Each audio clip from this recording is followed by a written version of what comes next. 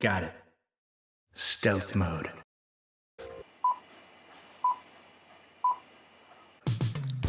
Kung Fu Panda 3.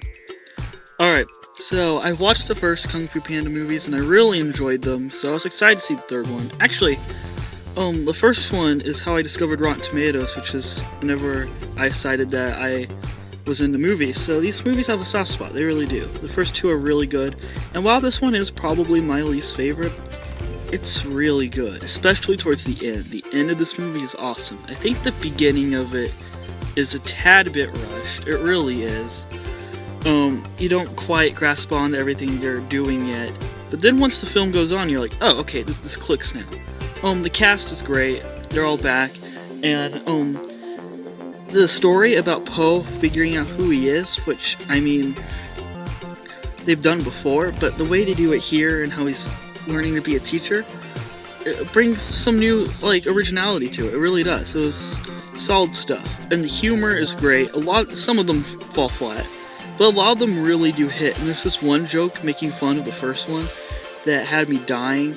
And, the way they also bring up the dad and, the stuff they do with his dad, it was really well done. And, there's a twist that happens that I should have seen coming, and I didn't. And I was like, huh, DreamWorks.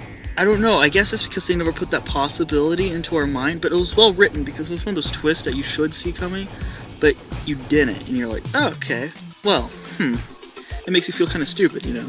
But anyways, this movie was charming, it was adorable, great for kids. Go take your kids to see this. It's a little scary at parts, but it's not too bad. All in all, I strongly recommend Kung Fu Panda 3, and I'm going to give it an A- because a lot of the stuff at the end of this movie is really good. I mean, this movie has a lot of problems, but there is just some stuff in here that is super, super well done, almost masterful.